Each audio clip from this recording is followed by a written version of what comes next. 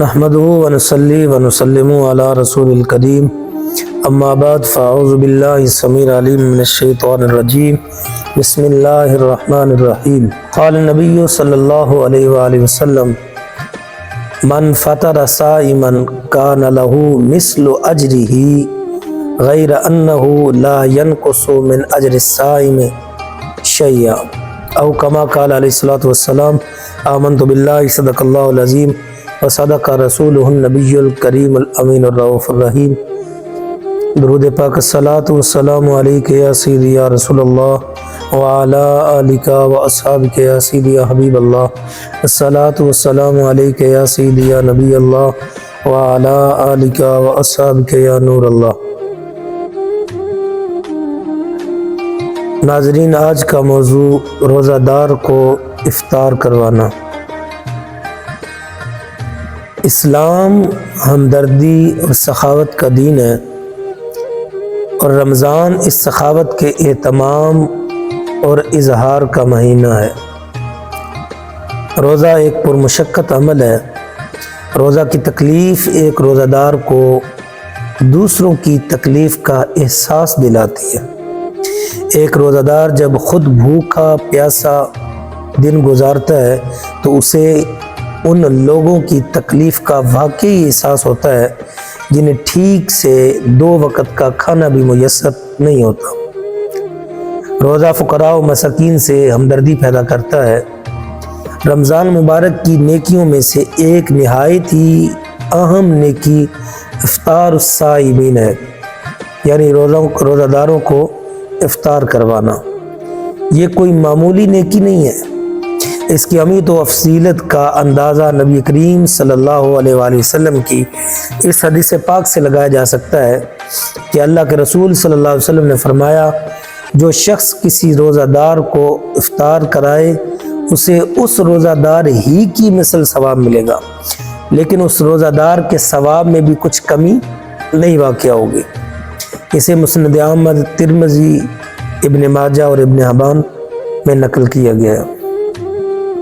ایک شخص ایک دن میں سے ایک سے زیادہ روزے نہیں رکھ سکتا، لیکن وہ کئی روزہ داروں کی افطار کے ذریعے کئی روزوں کا ثواب پا سکتا ہے۔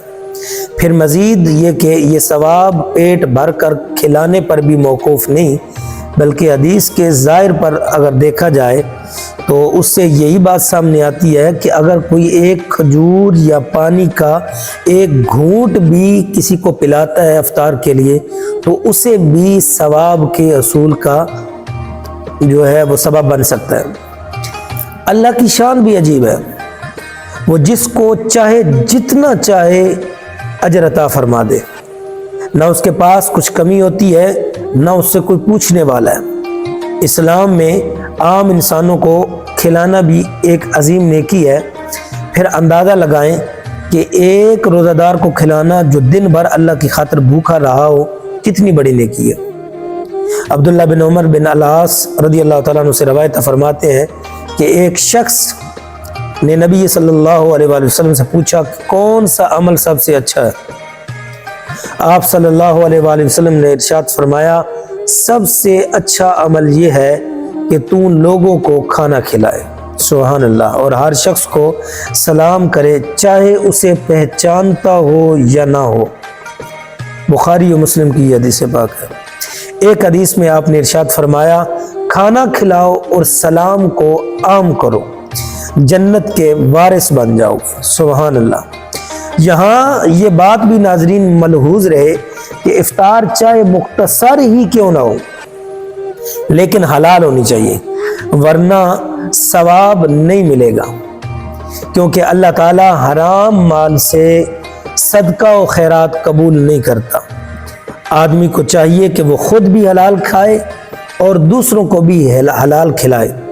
حدیث میں یہ بھی بتایا گیا ہے کہ روزہ داروں کے ثواب سے کچھ کمی نہ کی جائے گی، یعنی ایسا نہیں ہوگا کہ دوسرے کے مال سے افطار کرنے کے سبب ان کا اجر اس افطار کی وجہ سے کم ہو جائے گا یا کرانے والے کو دے دیا جائے گا، اس کے ثواب میں کوئی کمی واقع ہو جائے گی، نہیں، بلکہ روزہ داروں کو اپنے روزے کا پورا ثواب ملے گا۔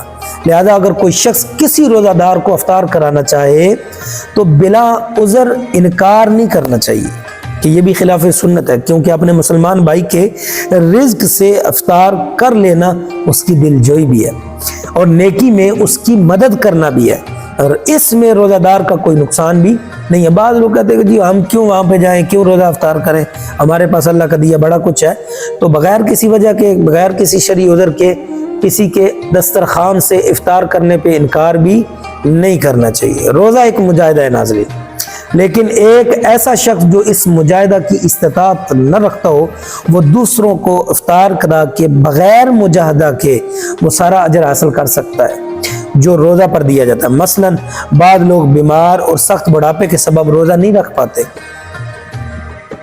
ایسے لوگ روزہ داروں کو افطار کروا کے روزوں کا اجر اور ثواب حاصل کر سکتے، فدیہ تو دیں گے لیکن ساتھ وہ روزہ داروں کی افطار کا بندوبست کریں تو اللہ تعالیٰ انہیں بھی اجر عطا فرمائے گا۔ یہ اللہ تعالیٰ کا فضل ہے کہ اس نے ثواب کے اتنے سارے راستے کھول دیے۔ ایک شخص اگر کسی مجبوری کے سبب کوئی نیکی نہیں کر پائے تو وہ اس نیکی میں تعاون کا ذریعہ بن جائے، اس کا ثواب حاصل کر سکتا ہے۔ ہاں شرط یہ ہے کہ وہ نیکی اجر و ثواب ہی کی نیت سے ہو، دکھاوے اور شہرت کے لیے نہ ہو، ورنہ بڑے سے بڑا عمل بھی اخلاص کے بغیر بے قیمت ہے۔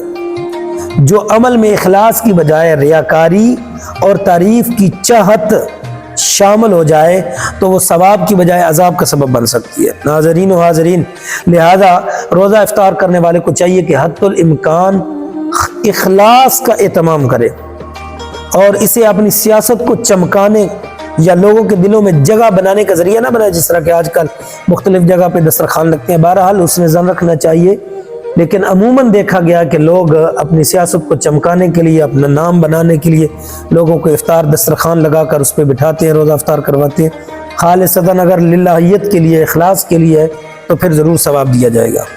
اس سے بڑھ کر بدنصیبی کیا ہو سکتی ہے کہ انسان اچھے کاموں سے لوگوں کے دلوں میں تو جگہ بنا لے، لیکن ریاکاری کے سبب وہ اللہ کے ہاں بے جگہ ہو کر رہ جائے گا، اور قیامت کے دن اس کے ہر عمل کو اللہ کی بارگاہ میں حکم دے دیا جائے گا کہ تو نے جو اس سے حاصل کرنا تھا، جو تیرا مقصود تھا، وہ تو پا چکا ہے۔ مولا کیا فرمایا؟ تو نے لوگوں کی رضا کے لیے کیا تھا، لوگوں کے دل جیتنے کے لیے کیا تھا، وہ تجھے دنیا میں عطا کر دیا ہے، لیکن اگر میری رضا کے لیے کرتا تو میری رضا بھی میسر ہوتی، لوگوں کے دل بھی جیت لیتا۔ آئیے اللہ رب العزت کی بارگاہ میں دعا ہے کہ خالق لم یزل ہمیں اس کار خیر میں بڑھ چڑھ کر حصہ لینے کی توفیق بھی عطا فرمائے، اور اللہ رب العزت اخلاص کی دولت بھی عطا فرمائے۔ السلام علیکم ورحمۃ اللہ وبرکاتہ۔